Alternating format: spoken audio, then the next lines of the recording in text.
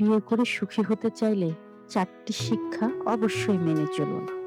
মানুষের জীবনের সবচেয়ে বড় স্বপ্নগুলোর একটি হলো সুখী দাম্পত্য জীবন।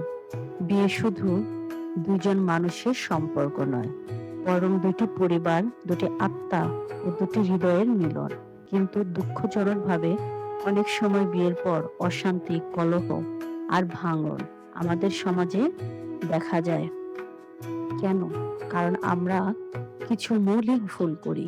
কিছু ছোট কিন্তু গুরুত্বপূর্ণ শিক্ষাকে উপেক্ষা করি। আজ আমি ৪টি গুরুত্বপূর্ণ শিক্ষা নিয়ে আলোচনা করব, যা মেনে চললে বিবাহিত জীবন অনেক বেশি শান্তিপূর্ণ, সুন্দর ও দীর্ঘস্থায়ী হবে। বিষয়টি জানতে হলে ভিডিওটি সম্পূর্ণ দেখুন এবং প্রথমে চ্যানেলটি সাবস্ক্রাইব করে নিন।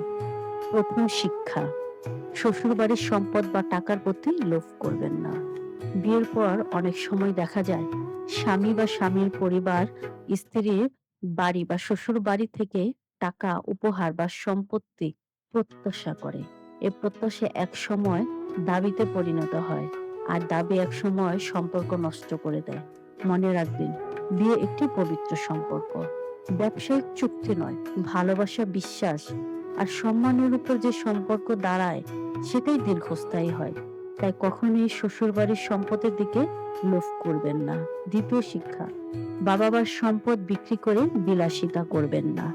অনেকেই মনে করে বাবার জমি, বাড়ি বা সঞ্চিত সম্পদ বিক্রি করে বড়লোকি করা যায়।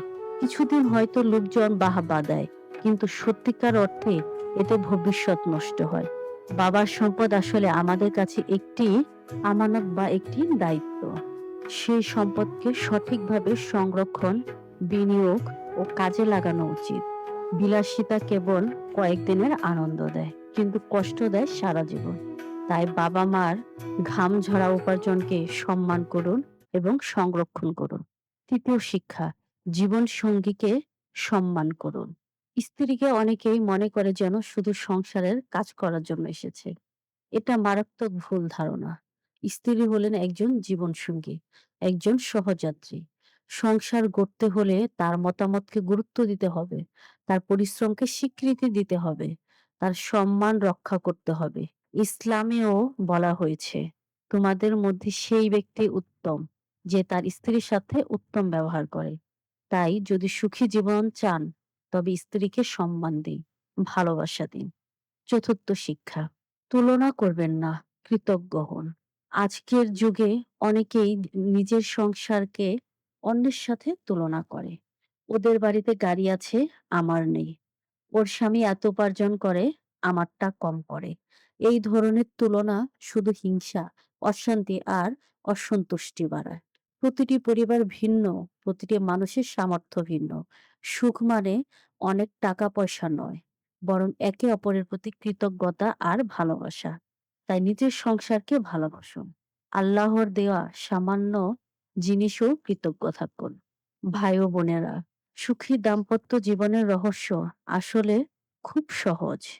শ্বশুরবাড়ির টাকার দিকে তাকাবেন না, বাবার সম্পদ অপচয় করবেন না, স্ত্রীকে সম্মান করবেন, আর নিজের সংসারকে অন্যের সাথে তুলনা করবেন না। মনে রাখবেন, ভালোবাসা, ধৈর্য আর কৃতজ্ঞতার উপরই টিকে থাকে শান্তিপূর্ণ সংসার। আসুন, আমরা সবাই এই ৪টি শিক্ষাকে মেনে চলি। তবেই বিয়ে হবে শুধু একটা অনুষ্ঠান নয়, বরং আজীবনের সুখ শান্তির যাত্রা।